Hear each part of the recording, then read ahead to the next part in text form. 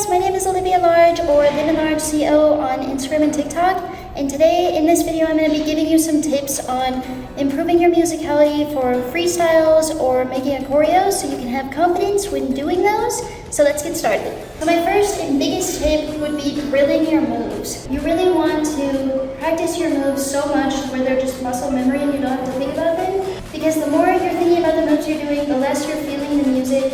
So, for example, just drilling your running man, drilling whatever cutting shapes moves you want, making sure that no matter what moves you do, you don't really have to think about them as you do them. Now with that said, you should have some base moves that you can always go back to no matter where you're at in your freestyle or your choreo. So for house music, for example, the running man is amazing because you can go to that bass beat and also the T-step, so like rocking. So hitting a rock, you can always go back to this. It's simple, easy, and you can just hit that bass line. For practicing, make sure you're choosing a song that you are familiar with, so that way you're not having to try and predict what the song's gonna do. Also make sure you're choosing a BPM that you can keep up with. In the future though, when you're not practicing and you become more comfortable, your moves are just muscle memory and they feel much more natural. Listen to a lot of music in the same genre that you're gonna be dancing to. So for example, for shuffling, house music, if you listen to a lot of that, you can kind of begin to predict where the song's gonna go, when the song's gonna drop, and it makes it much easier when it comes to freestyling. With any song you're dancing to, there are always different parts of the beat. So there's like the bass beat, and there's all the little accents. What you can do is really listen to the song. So for example, if you choose a song that you're familiar with, you have that bass beat, and you have these extra little things.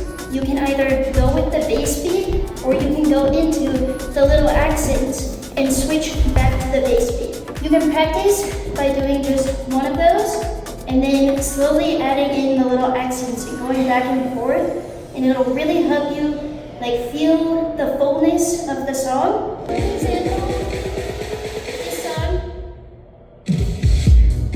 Okay, we have the bass beat, so bass beat.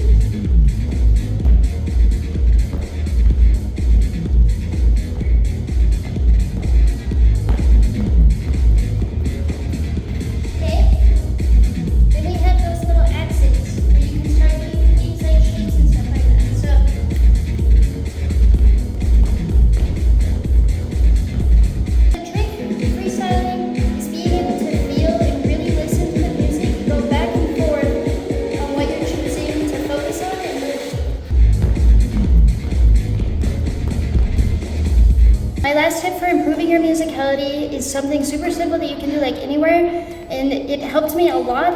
So what I do is when I'm driving or just listening to music, I try to tap my fingers to the beats. Seems really simple, but honestly it helped me so much of just tapping to the beats and trying to switch on my fingers. That is about it. Those are my main tips. They helped me a lot with freestyling.